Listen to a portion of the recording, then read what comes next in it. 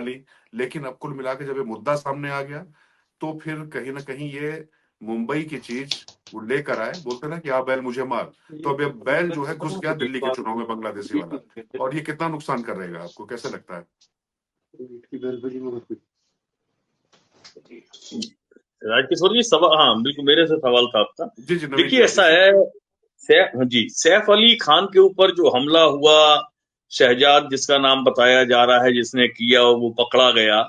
मुझे नहीं लगता है कि वो सब फैक्टर कहीं दिल्ली के चुनाव में असर करने वाला है। भारतीय जनता पार्टी चाहे कितना ही नैरेटिव सेट करे, चलने वाला नहीं है, पहली चीज। ओके। दूसरी चीज आती है, हम दिल्ली के चुनाव पे फोकस करेंगे, मुद्दा ही नहीं है तो चर्चा करना बेकार है।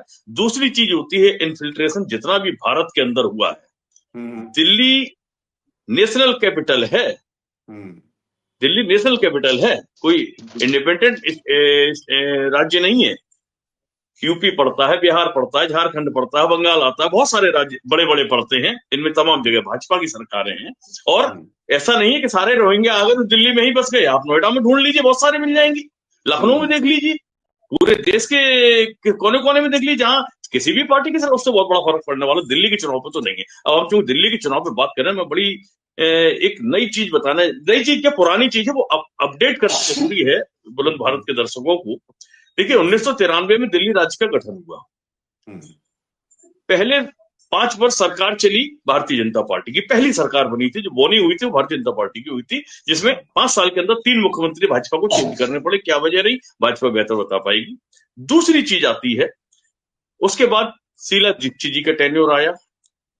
उन्होंने 98 से 2013 15 वर्ष तक दिल्ली पे शासन किए, काम किया, दिल्ली को जरूरत के हिसाब से बेहतर जो अपना वो कर सकती थी उन्होंने बेहतर किया। हम लोगों ने नोटिस किया है कि फ्लाईओवर उनकी देन है, इसको स्वीकार करना पड़ेगा, नकार नहीं सकते। डेवलपमेंट वास्तविकता की अगर आधारशिला रखी गई तो शीला जी कार्य, उसके बाद वो कॉमनवेल्थ भी हुए, तमाम आरोप भी लगे सुरेश कलमाणी और इन सब पे, लेकिन बावजूद इसको उन्होंने काम किया। जी 2013 में अरविंद केजरीवाल की पार्टी चुनाव लड़ी, 2012 में गठन हुआ था आम आदमी पार्टी का। उसके बाद उन्होंने 10 साल तक अच्छा शासन किया, और वो हिस्ट्री क्रिएट कर गई कि जो स्ट्राइक रेट के साथ, मैं समझता हूँ देश के किसी भी राज्य में कोई सरकार ऐसी नहीं बनी है, मणिपुर छोटा राज्य छोड़ दें अगर उसको, तो सबसे ज्यादा स्ट्राइक रेट के साथ उन्होंने सरकार बनाई अपनी 2 बार, पहली बार गठबंधन में थे। अब स्थिति आती है कि जब हम 2025 के विधानसभा चुनावों के बीच में हैं, तो मुझे ये समझ में नहीं आ रहा है कि राष्ट्रीय स्तर की दोनों पार्टियां हैं, कांग्रेस भी बड़ी पार्टी है, भारतीय जनता पार्टी भी बहुत बुलंदी पर है। मैं तो ये कहूंगा कि सारे बुलंदी पर, और अच्छी स्ट्रेंथ है उसके पास में, अच्छी आइडियोलॉजी है, अच्छे नीति निर्माता है, और अच्छी स्ट्रेटेजी जी बनाने वाले लोग हैं। लेकिन बावजूद इसके दिल्ली के अंदर जिस चुनाव में हम देख रहे हैं राजकिशोर जी, कि पिच तो अरविंद केजरीवाल ने सजा रखी है, ये स्वीकार करना पड़ेगा। और जिस पिच पर वो बॉलिंग करते खिलाना चाहते हो, जैसी बॉल वो खिलाना चाहते हैं, वैसी बॉल पर खेलने के लिए भाजपा को दिल्ली में मजबूर कर रहे हैं, ये स्वीकार करना पड़ेगा, पहली बात हुई। दूसरी चीज आती है, आप एक चीज देखिए स्ट्रेटेजिकली, 50,000 मकानों का दांव फेंका भारतीय जनता, उन्होंने कहा कि हम सब सफाई कर्मचारियों को मकान देंगे। भारतीय जनता पार्टी की तरफ से काउंटर आया कि साहब 50,000 मकान तो पहले से बने पड़े हैं, जर्जर हो गए हैं, और उसमें 60% हिस्सा केंद्र का लगा हुआ है। तो अब सवाल इस बात का उठता है कि ये चीजें जो भाजपा चुनाव के दौरान सामने लेके आई कि साहब 50,000 मकान है, ये अगर केजरीवाल को डे वन से पिंच करती कि भाई ये 50,000 मकान पड़े हैं, आप बंटवाइए, आप नहीं कर सकते तो हम केंद्र की एजेंसी लगा के इनको ठीक ठाक करा के और गरीबों को दे देंगे, क्यों नहीं कर पाए आप भाई।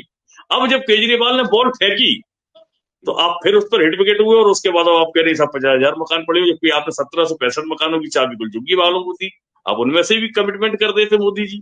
तो कहीं ना कहीं आगे आगे इस समय एज लेती हुई आम आदमी पार्टी है, वो अपने हिसाब से रणनीति पर। देखिए एक दिन में कोई घोषणा नहीं हो रही, उनने अपनी डॉक्यूमेंट्री का मामला लिया, वो डॉक्यूमेंट्री स्क्रीनिंग करनी थी, मीडिया के लोग होने थे वहां पे, कुछ नहीं होता।